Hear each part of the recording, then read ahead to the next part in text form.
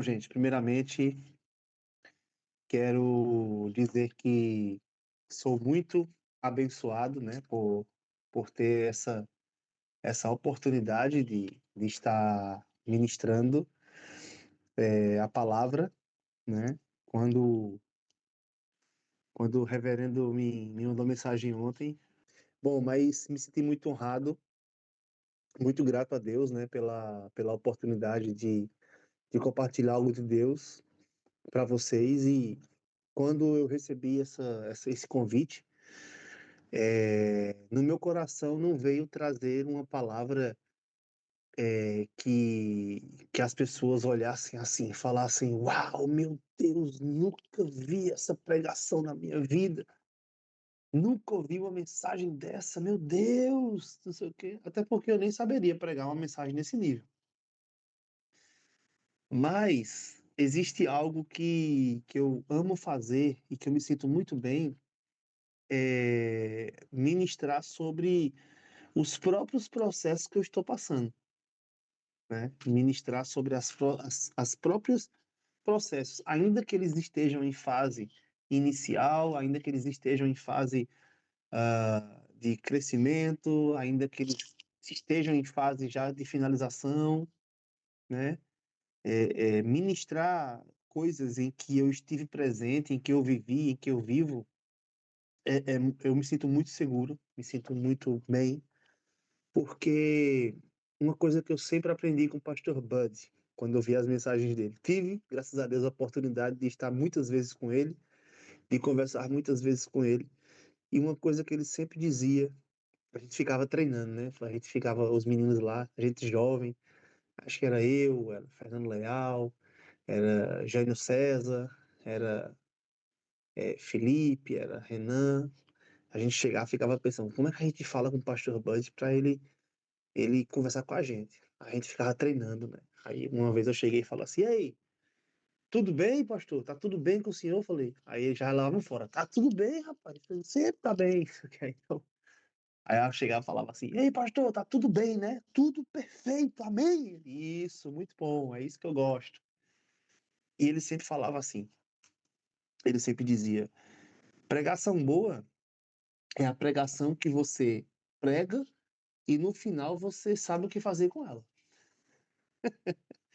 Não é somente aquela pregação que você recebe ela e você olha para ela assim e fala: poxa, que bacana, muito bom, nunca tinha ouvido isso.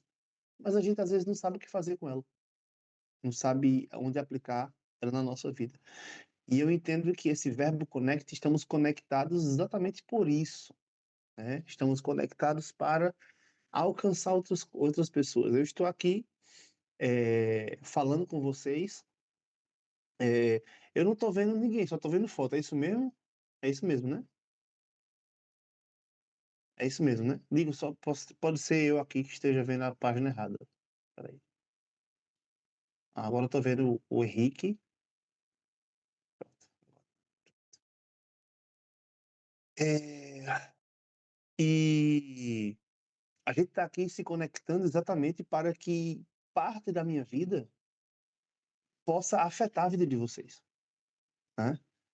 E agora mesmo eu, eu não estava, eu, eu queria ministrar, eu queria louvar e tudo, mas quando eu ouvi o louvor aqui agora, né, eu fiquei de pé aqui, comecei a andar um pouquinho, orar em línguas na casa aqui, e vendo como essa ministração gravada de alguém cantando afetou minha vida. Então, assim, a gente está realmente para afetar a vida do outro, né? Afetar a vida do outro. E isso é o principal motivo do evangelho, afetar vidas. Então, quando eu falo afetar, não entenda pelo lado positivo, não pelo lado negativo, né? Afetar a vida.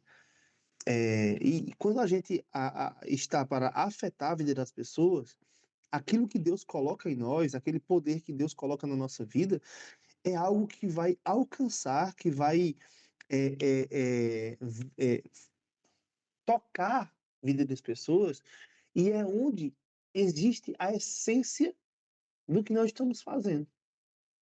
Existem muitas pessoas que pregam para mostrar que pregam bem, Existem pessoas que falam coisas impressionantes, ensinamentos impressionantes e tudo mais, mas enquanto a nossa vida não afetar a vida de outra pessoa, enquanto a nossa vida não tocar a vida de outra pessoa, a ponto de que haja uma mudança quando a gente passe perto de alguém, eu não vi ainda sentido no evangelho, nesse caso. Então, eu quero falar isso hoje com vocês. Eu quero falar sobre afetar vidas, né? Eh, eh, Sobre o propósito que nós nascemos com ele, sobre aquilo que nós carregamos, sobre aquilo que nós recebemos de Deus, né? Hoje a gente vê uma igreja, né? Uma geração de igreja em que, claro, é diferente demais do que está aqui, né? A gente está aqui no, como é que eu posso dizer? Eu estou aqui no Uruguai pregando para você, mas muitas pessoas estão acostumadas a estar ali na internet, né? Estão ali na internet e estão ouvindo a pregação de algum pastor que ela gosta. Ela pega o assunto, rapaz, eu vou ouvir sobre santidade, eu gosto de ouvir esse cara, ouvir sobre santidade. Aí, não, esse cara sobre esse assunto ele não prega bem, eu prefiro ouvir esse cara, e a gente fica ali consumindo cultos, né? E a gente passa a ser consumidor de culto, em vez de cultuar, e a gente fica ali consumindo aquele conteúdo, e é bênção. Ah, pastor, mas é muito melhor se você estiver ouvindo a palavra em casa, né?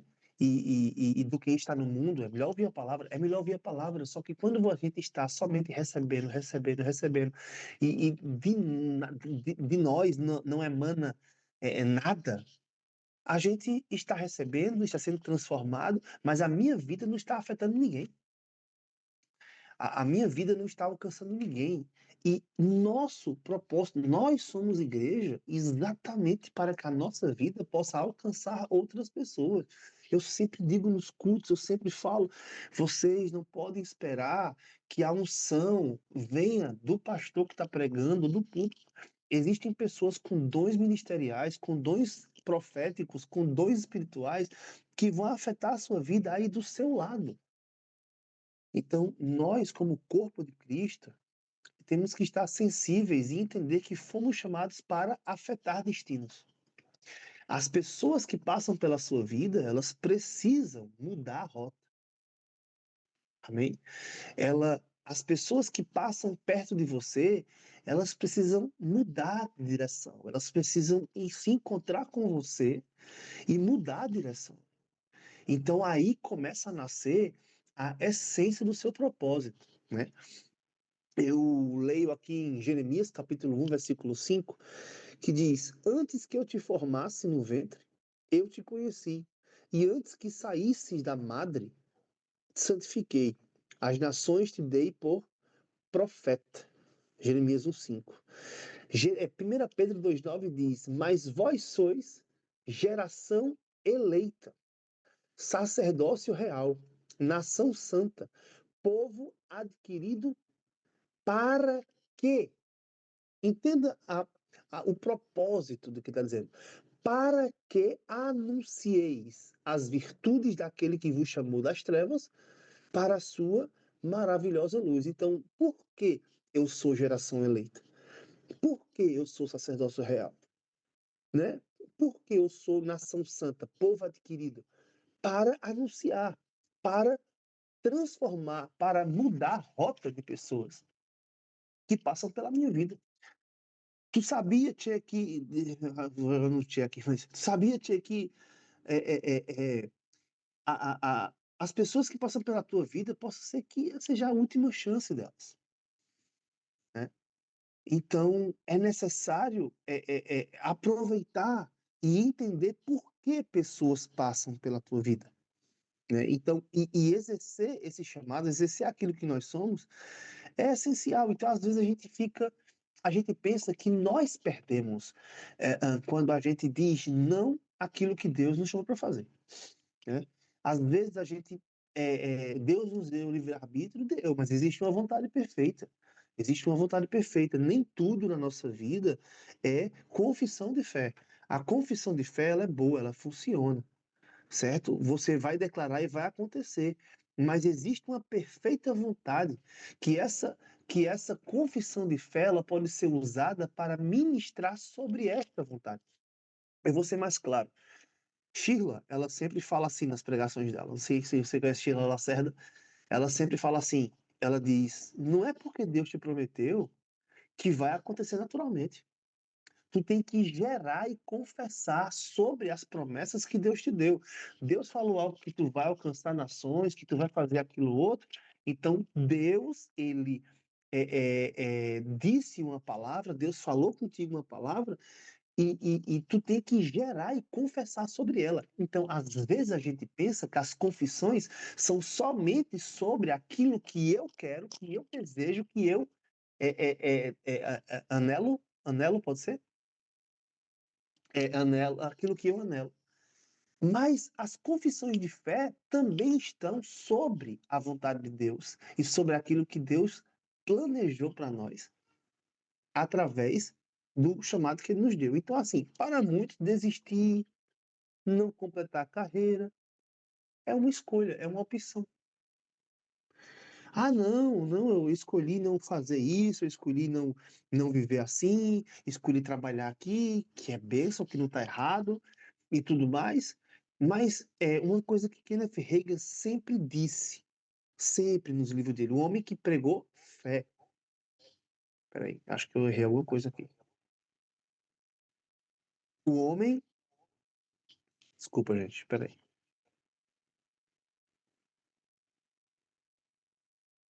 Apertei sem querer o áudio aqui.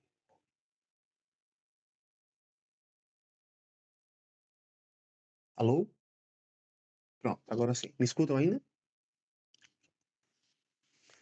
E, e como é que se diz? O homem que pregou fé, ele falava que não dava um passo na vida dele sem antes saber qual era a perfeita vontade de Deus para aquilo ali. Então, esperar em Deus, esperar as direções do Espírito, também é bíblico. Não é? A gente não pode, escute bem, a gente não pode ser religioso do outro lado. Eu não posso ser religioso de um lado nem do outro. É feita aquela a brincadeira que eu sempre falo, né? Três irmãos foram para o inferno. É só uma brincadeira, repita, brincadeira. Três irmãos foram para o inferno, né? Aí, três irmãos que criam em doutrinas diferentes. Aí o primeiro irmão estava lá orando, aí um perguntou, e aí, rapaz, por que tu tá aqui no inferno? Tu que é crente, tu que orava, tu que é do fogo? E ele respondia, e o cara respondeu, porque eu sei que esta é a vontade de Deus para minha vida. Aí, e você, por que tá aqui então? E tudo mais. Aí o cara respondeu: é muito simples. Nós estamos aqui porque fomos predestinados a estar aqui neste lugar, cada um com a sua convicção, com a sua doutrina. Aí, daqui a pouco, avistado de longe, o cara da confissão de fé, né? A palavra da fé, estava ali, caminhando para um lado para o outro, falando sozinho, de um lado para o outro, para um lado para o outro, para um lado para o outro. Aí pergunta, e tu aí da fé, da confissão de fé, do aleluia, do ha-ha-ha, por que tu tá no inferno? E ele, eu não estou aqui, eu declaro, eu não estou aqui, eu não estou. Como se as confissões dele fossem tirar ele de lá. Mas não, já foi. Então, nem tudo é você chegar e falar e falar e falar. Eu entendo que nós devemos voltar ao lugar de buscar em Deus direção para aquilo que Deus quer para a nossa vida. Isso é Bíblia. Isso é Bíblia. Buscar direção para aquilo que Deus. Então, como eu estava dizendo, muitos pensam que desistir é, é, é, é, é uma opinião de cada um, né? Cada um pegou e falou assim: ah, não, eu prefiro não servir a Deus, eu prefiro não fazer isso, eu prefiro ir na igreja, não, eu prefiro fazer assim, não quero me envolver, não quero. Então as pessoas estão colocando muito, muito a vontade própria e os desejos e estão colocando Deus como um apoio para que os seus projetos sejam realizados. Então, as nossas orações, às vezes, elas estão invertidas. Elas estão em que Deus é o apoio para que o meu projeto seja realizado. e não a minha vida, o apoio para que o projeto de Deus seja realizado. Então, a gente, ao invés de o evangelho, ele não pode ser uma base para a construção dos meus sonhos, e sim a minha vida uma base para a construção do evangelho. Então, é essencial eu entender quem eu sou. Quando eu descubro quem eu sou e o que eu vou fazer em Deus, eu estou corroborando para que o reino avance e o reino cresça. Então, a minha insensibilidade no espírito, ela pode impedir o crescimento do reino em certa área, porque eu não estou entendendo o meu papel no corpo para que eu possa ser luz e possa afetar a vida de outra pessoa. Então, escute bem, então quer dizer que, então olhe para o templo, vamos olhar ali para o templo, não sei, o tabernáculo, por exemplo, né? Se você pegar uma Bíblia, uma Bíblia com imagem, você vai ver aquele sacerdote, né? A Bíblia fala o quê? Como a gente viu aqui em Efésios, não, a ver, 1 Pedro, vós sois geração eleita, sacerdócio real, nação santa, povo adquirido por Deus, né? Para que anuncieis as virtudes daquele que chamou das trevas para a maravilhosa luz. Então, nós somos sacerdócio real. Então, eu sou um sacerdote. Quantos já viram a confissão? Eu sou rei sacerdote. Somos sacerdotes de Deus. Agora eu pergunto a você: pega a imagem daquele tabernáculo antigamente e você vê aquela multidão ali. Aquelas pessoas ali do lado de fora do átrio, esperando a ação de uma pessoa, de um sacerdote, que fazia um sacrifício por si mesmo, e depois ele pegava e oferecia o sacrifício pelo povo, para que o povo tivesse perdão de pecados por um período, para serem purificados. Aí a gente sabe, né, que aquele sacerdote, ele tinha que fazer a adoração própria, ele tinha que fazer o sacrifício por ele mesmo. Se ele falhasse naquele sacrifício, o que aconteceria? Ele morria. E a gente olha e fala assim: poxa vida, rapaz, um exemplo. Poxa vida, rapaz. Poxa vida, o irmão Araújo morreu, rapaz. O irmão lá, rapaz. O irmão Araújo fez sacrifício errado, fez. Nadab e Abiú, por exemplo. A Bíblia fala que eles fizeram um fogo estranho diante do Senhor. Rapaz, Nadab, rapaz, logo Nadab tinha um futuro, cara, rapaz. Meu amigo, que futuro. Tu viu o tamanho da igreja do cara? Não tinha muita gente lá. Como é que um cara comete um pecado desse? Oferece fogo estranho a Deus? Perdeu, rapaz. Nadab perdeu, Abiú perdeu o que Deus tinha para ele. Aí eu pergunto, quem disse que foi ele que perdeu? Quem perdeu foi o povo. Nadab e Abiú não levarão consigo a culpa de não ter cumprido um chamado. Ele vai levar a culpa nas costas de não ter sido intermediador entre aquela multidão e Deus. Ou seja, ele carrega sobre as costas dele uma responsabilidade que era ele que tinha que fazer. Então, se Jesus tivesse desistido, porque Jesus não queria, Jesus chega e fala assim: olha, se possível, aparta de mim esse cálice, mas que não seja feita a minha vontade, senão a vontade do Senhor. Então eu permaneço. E se ele falasse assim: quer saber? Eu não quero não. Não quero não. Poxa, Jesus. Cara, tinha futuro, rapaz. Logo Jesus. Vixe, como o cara pregava. Tinha futuro. Não, eu e você sofreríamos a eternidade. Não é. Então, a questão não é sobre nós. Não é sobre o meu ministério, não é sobre o meu chamado, não é sobre aquilo que eu carrego. É sobre a missão que Deus coloca sobre a minha vida e as pessoas que eu vou afetar através da minha vida. Então, quando eu sou insensível a Deus, eu estou matando pessoas que Deus mandou salvar. Quando eu sou insensível a Deus, eu estou deixando de cuidar aquelas pessoas que Deus mandou cuidar. Então lembre-se que quando você não serve ao Senhor como Deus quer, quando você não honra ao Senhor como Deus quer, quando você não se dedica em estudar a Bíblia como Deus quer, quando você não decide não congregar como Deus quer, você não está afetando a si mesmo, você está afetando a todas as pessoas que Deus te usou para alcançar, e você vai carregar com você toda essa responsabilidade. Não conhecimento da lei não me isenta da culpa. Não conhecer a palavra não faz de você inocente em relação a ela. Você precisa conhecer a palavra e conhecer seu chamado. Você não vai ter cumprido ele, mesmo se você não conhecer. Então você precisa começar, nós, né? Você não, nós. É só um exemplo, né? Aí não tem isso, não, é mais pro lado do Japão. Nós precisamos começar a crescer em Deus, porque isso não é sobre nós. Não é sobre nós. É sobre o plano de Deus para a nossa vida, entendeu? Então, assim, é muito sério para Deus que a gente entre naquilo que Ele planejou para nós. Eu sei os planos que tenho sobre vós, planos de paz e não de mal, para vos dar um fim que para vos dar um fim que eu planejei. Então, eu, quando cheguei aqui, né, o profeta estava falando aí, quando eu cheguei aqui no Uruguai e tudo mais, estou aqui há 9 anos. Pessoal, deixa eu falar para vocês, eu estou aqui consagrado a Deus. E a consagração a Deus não é você ligar para mim amanhã e você me ver ali no sofá e minha esposa, olha, o pastor Guilherme pode falar não, que ele está ali em consagração. Não, consagração não é estar de joelho chorando, não. Consagração é estar no lugar onde Deus quer, ainda que não seja a sua vontade.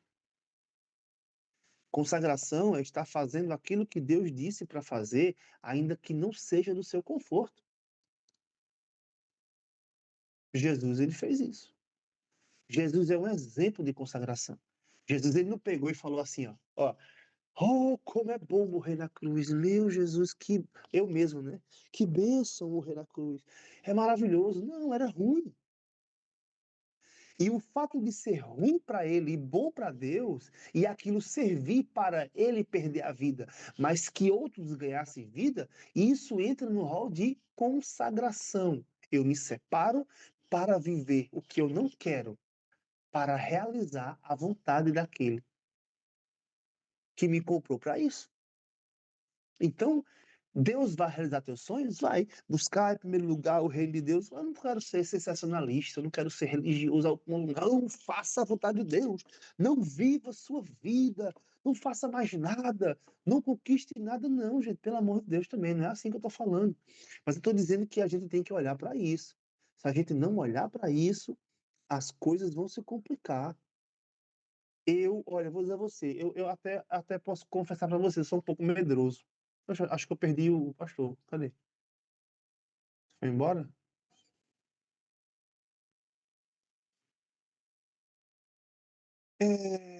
Tá aí, né? Ah, não, que eu perdi você. Aí eu. O que é que eu tava dizendo mesmo? O que é que eu tava dizendo? Era.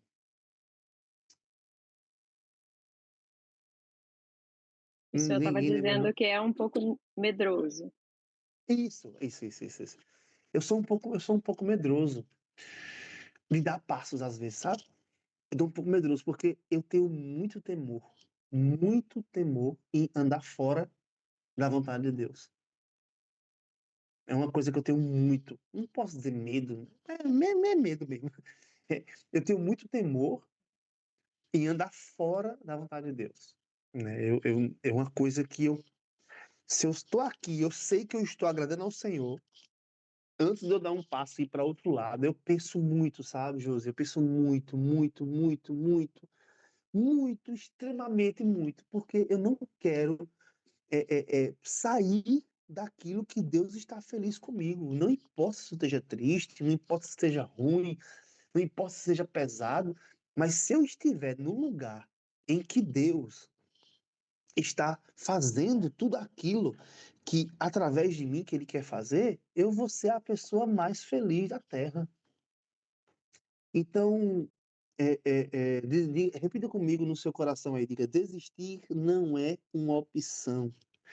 Ministério, gente, eu não estou falando de ministério pastoral, eu falo ministério de reconciliação, ministério de nós mesmos, nosso mesmo. Então, não é sobre essa questão. Então, assim, a gente faz planos, a gente se arma para fazer todas as coisas, nossos projetos, nossas vidas, nossos sonhos, e muitas vezes a gente está lá confessando, declarando, sem nem saber se é o que Deus quer. Reagan dizia: eu fico no quarto trancado 2, 3, 4 dias até ouvir uma resposta. E sem ouvir uma resposta de Deus, eu não dou um passo sequer na minha vida. Não dou um passo. O filho dele, o Júnior, né, saía de casa na sexta-feira, ia para o acampamento. Quando chegava lá, na segunda-feira, o pai estava lá, ainda de joelhos orando. E não é porque ele estava em transe espiritual, não, é porque ele estava lá, às vezes sem sentir nada, às vezes sem ter nenhuma resposta, esperando Deus falar com ele, esperando Deus dar uma direção. Isso é muito importante. Isso é muito importante. E é sobre isso que eu quero fazer. Assim, eu queria muitas coisas. Na minha vida, eu queria muitas coisas. Eu amo estar aqui porque aqui é a vontade de Deus. Mas tu queria estar em outro lugar? Não. Eu talvez goste de outro lugar. Por exemplo, eu amo os Estados Unidos, amo. Queria muito fazer a obra de Deus em outros lugares e sair, viajar, mas eu estou tão feliz aqui que eu não arrisco a minha felicidade em servir a Deus por uma coisa que eu não saberia se é o que Deus quer genuinamente para minha vida. Então, esse cuidado é muito importante. Então, eu decidi que meus sonhos ficam suspensos, né? É, é, é, eu coloquei aqui, olha, a gente foi feito sacerdote, a gente intermedia entre Deus e o homem, nós somos as pessoas que levamos as pessoas para Deus. Jesus não desistiu. Quem perde? Quem perde quando eu desisto? Sou eu? Não, é as pessoas. Muitas vezes eu pensei em desistir aqui, umas 5 vezes por dia. Penso em desistir? Penso, mas eu olho para quem? Para as pessoas. Como é que elas vão fazer sem mim? A gente não tem aquela velha frase, né? Eu morreria pelos meus filhos, né? Quantos não falaram isso? Que morreria pelos seus filhos? Eu não, eu quero viver por eles. Eu quero estar vivo para eles, porque eles precisam de mim vivo. Não, entendeu? Então, as pessoas, o reino precisa de mim. Então, a minha vida não é demasiado, tá certo? Demasiado, tá certo? A minha vida não é demasiado importante ou preciosa, né? Quando eu estou abrindo mão da minha vida e vivendo o que Deus quer para servir aos outros, ainda que eu não tenha reconhecimento, porque quase sempre eu não vou ter reconhecimento quando eu sirvo as pessoas, não vou ter gratidão quando eu sirvo as pessoas elas não vão olhar para mim, vão me lembrar, vão me dar um troféu, obrigado, obrigado porque você abriu mão, pessoas não estão nem aí se eu estou aqui no culto, aqui pela fé, com a dor no meio do bucho, não estão nem aí. Mas existe alguém que está ali muito feliz e muito contente. Ei, cara, tu tá sustentando firme aí. Fica firme aí. Então, muitas vezes, nosso filho não sabe quantas vezes a gente fica com fome para dar comida a eles. Ou às vezes a gente tem um pouquinho de comida, não tem o que comer, passa dificuldades financeiras, como eu já passei na minha vida, né? Já passei no Brasil, já passei aqui, já passei em vários momentos, a gente tem impressão que a gente não tem situação, que a gente tem dificuldade. E a gente pega a minha filha, às vezes chega da escola, comeu na escola, chega com um bucho desse tamanho, eu vou pegar um pedacinho de carne, ela, eu tome. Ela não vai lembrar disso, entendeu? Então, isso é o que o reino de Deus é, tá? Efésios capítulo 4 versículo 1. Rogo-vos, pois, quanto tempo eu tenho? Só 10 minutos, né? Meu Deus do céu, eu falei 20%. Hum, É porque eu me empolguei, viu, rapaz? Eu preparo o negócio, mas eu gosto de ser, ó, seguir a linha do Flight to Nice. Ó, rogo-vos, pois, prisioneiro do Senhor, que andeis de forma digna. Ei, deixa eu perguntar, o que é andar de forma digna? É o quê? Sentar no culto, ficar na igreja? receber a palavra, ir no culto, receber o selo de aprovado porque tu foi no culto. Não. A gente tem que andar de forma digna da vocação que fomos chamados. Então, quando eu conheço a minha vocação, eu sei o que é andar de forma digna para mim. Então, eu preciso ter conhecimento. Então, Deus quer que nós vivamos uma vida segundo a nossa vocação. Deus quer que nós caminhamos, caminhamos.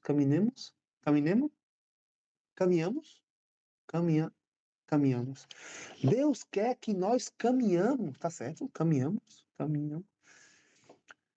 segundo a vocação que Ele nos deu. Ele quer que nós caminhemos. Quer que nós caminhemos segundo a vocação. Então, eu preciso saber para que eu fui chamado. Eu preciso saber como a minha vida afeta. Então, entenda o que eu quero dizer. Quer que eu diga o que eu quero dizer para vocês? Eu vou dizer o que eu quero falar para vocês. Eu quero falar para vocês que a gente faz plano de muitas coisas. A gente faz projeto, a gente quer chegar ali, a gente quer conquistar isso, a gente quer comprar aquilo que é massa, top. Quero fazer isso, quero chegar ali, quero fazer outra coisa, quero realizar muita coisa, quero fazer tudo aquilo que Deus, isso o quê? Às vezes não é Deus, às vezes é você que quer e tudo mais. Aí eu coloquei uma pergunta aqui para você. Existe um texto na Bíblia que não se aplica ao que eu quero falar, né, literalmente, mas ele fala, muitos dirão Senhor, Senhor, né? Quantos lembram desse versículo? Né? Não, mas eu expulsei demônios em teu nome. Não, mas eu fiz isso, Senhor. Não, apartai-vos de mim, vós, que eu não vos conheço. Mas eu tomo como exemplo. Aí eu pergunto a você. Eu acho que é a pergunta mais séria que você vai ouvir hoje na sua vida. Eu pergunto a você, como é conquistar todas as coisas que você sonha na sua vida e não realizar a única coisa que você foi chamado para fazer? Única. Existe uma única coisa que você foi chamado para fazer. Como é se sentir realizado por ter sucesso diante dos olhos das pessoas, diante dos seus olhos, da sua família, diante de comparações entre pessoas, entre milagres que Deus realizou na sua vida? E que Deus apoiou você, e que você confessou, e que Deus realizou, e que você chamou a existência e veio. E como é conquistar todas essas coisas, alcançar todas essas coisas e não viver a única coisa que você foi chamado para fazer?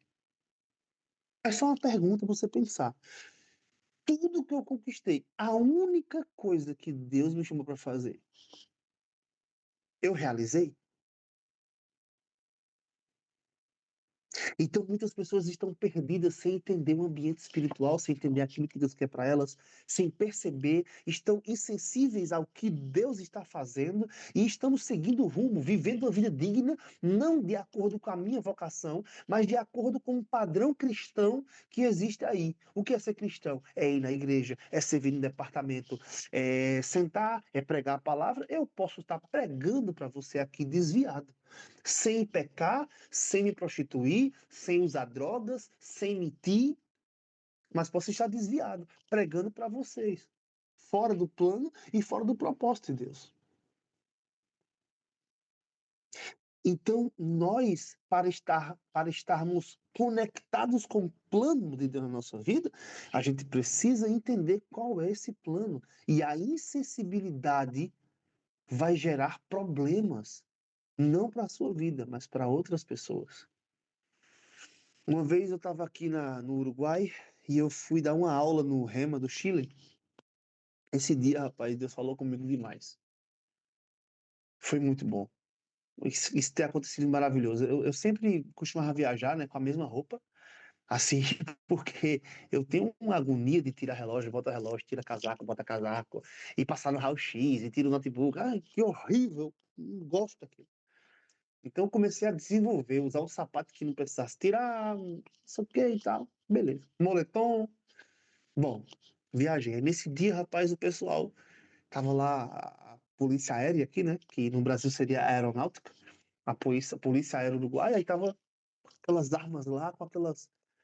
Aí ele, por favor, tira o sapato. Eu falei, opa, calma, meu pai, oxi, que onda é essa? Tira o sapato, tira o relógio, tira isso, tira não sei o quê, e tira no outro e tal. Aí eu, não, mas não apita, não. Ó, pode ver aqui, ó. Eu peguei o relógio e coloquei, por favor, senhor, tire tudo que eu tô dizendo pra você fazer. Aí eu, tá bom, tira anel, tira isso, não sei o quê. Maior constrangimento, tirar sapato, tirar, ai meu Deus, meia. Que na minha cabeça não era necessário, né? Aí coloquei tudo lá, aí ele veio ainda, passou lá, e depois eu entrei na máquina. Aí do outro lado ele passou e colocou e falou assim: amigo, me desculpe, viu?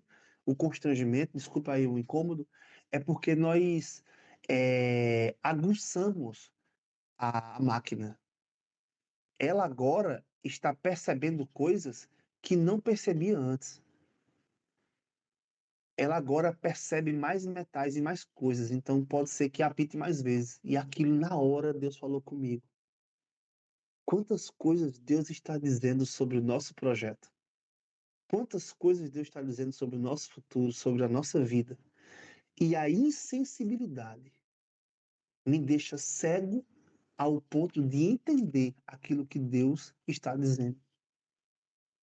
Muitas vezes, o meu nível de sensibilidade no espírito acha que eu estou andando perfeitamente naquilo que Deus quer. Mas quando eu entro mais profundo, eu percebo que Deus quer não somente aquilo, mas muito mais além daquilo que Ele tem, daquilo que eu penso que Ele tem para minha vida. Então, a mensagem que eu tenho para hoje, me resta esse minuto, simplesmente é dizer: é, andem de forma digna do chamado que você foi chamado para viver. Você foi chamado para afetar destinos. E para afetar o destino de alguém, você precisa estar sensível àquele que te deu o destino. Entender o que ele diz para você. E para que a vontade dele seja tão clara na sua vida, que não importa nada que você alcance, nada que você conquiste na sua vida, contanto que você realize a única coisa que você foi chamado para fazer. E isso não sou eu que posso te dizer, é você e o Senhor. Então existe muito mais ainda na minha própria vida. Não é porque eu sou missionário, porque eu sou pastor, que faz 20 anos que eu prego a palavra, que eu não tenho que ter cuidado todos os dias e todo passo que eu dou, eu pensar assim: eu estou fazendo a coisa certa, eu estou caminhando no lugar certo. É isso que o Senhor quer para mim. O Senhor está feliz comigo. E eu tenho muito temor disso. Muito temor disso. Eu falei para o Senhor, desculpe o meu passamento de tempo aqui, mas eu falo para o Senhor: Senhor, vou dizer uma coisa para o Senhor. Se o Senhor quiser que eu vá embora amanhã, eu vou amanhã. Eu só pego o que o Senhor disser. É para pegar um pacote de bolacha e um copo d'água e vou embora. Mas se o Senhor quiser que eu fique o resto da minha vida aqui, eu fico o resto da minha vida. Não importa como o Senhor quer. Os resultados que eu estou tendo não implicam em que eu estou fora ou não. A gente não pode julgar a vontade de Deus pelo resultado. E se Deus quiser que eu pastoreie 50 pessoas para sempre, eu não vou fazer? Eu vou fazer. Amém, gente? I love you, baby.